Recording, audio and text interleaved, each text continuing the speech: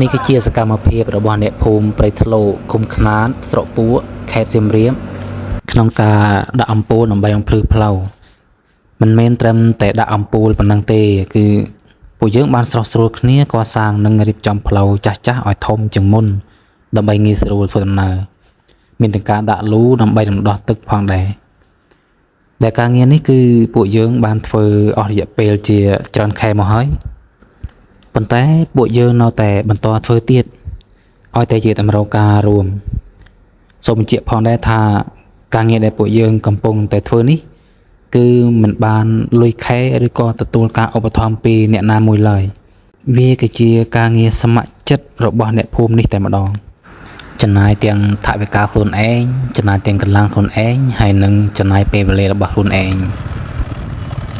នេះសកម្មភាពយើងធ្វើដំណើរចេញពីកន្លែងដាក់ពូលមួយទៅកន្លែងដាក់ពូលថ្មីមួយទៀតបើអ្នកភូមិព្រៃថ្លោស្រុកគ្នាធ្វើដើម្បីតែប្រយោជន៍រួមមិនមែនប្រយោជន៍ផ្ទាល់ខ្លួនទេ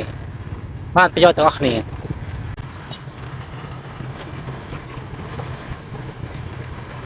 បងឲ្យឈ្មោះទៅកាន់ទីកន្លែងមុខផ្ទះអូនក្តាប់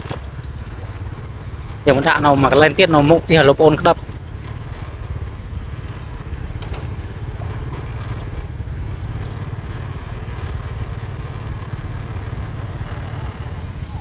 អូតោះឡើយ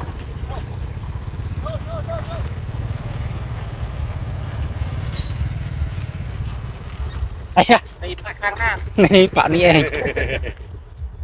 នេះស្រែអ៊ំសែបនេះស្រែអ៊ំសែបអាចខ្វៃខ្នោះផ្ទះមីស្គែលខ្នោះបាទនេះគឺផ្លូវលើកថ្មី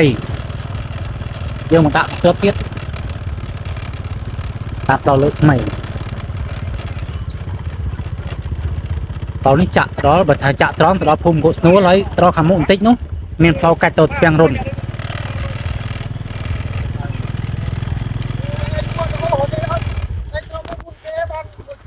អូននៅពីក្រោយនេះគឺចិនដើ2026លើសម្រាប់ដាក់បកគោភ្លើងអានេះអ្នកឯកទេសប្រចាំភូមិបៃក្លោកយើង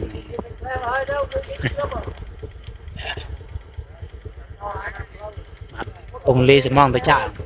ទៅខាងមុខអត់ថតទៅមុំមួយតិចបែបណាស់មកលើមានកំបាញ់ភ្លើងនេះលើថាពីណាដែលអៀងចំមកនេះមុខជប់ជាងផ្នែកខុសក្រងនេះគឺ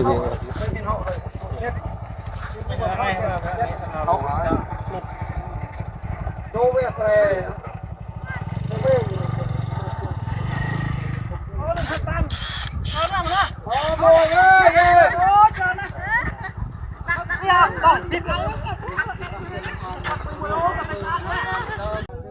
បាទវីដេអូពួកយើងក៏សូមបញ្ចប់តែត្រឹមនេះនិងសូមបងប្អូនតាមដានវីដេអូបន្តទៀតបងប្អូនជម្រាបលាសុខសប្បាយទាំងអស់គ្នា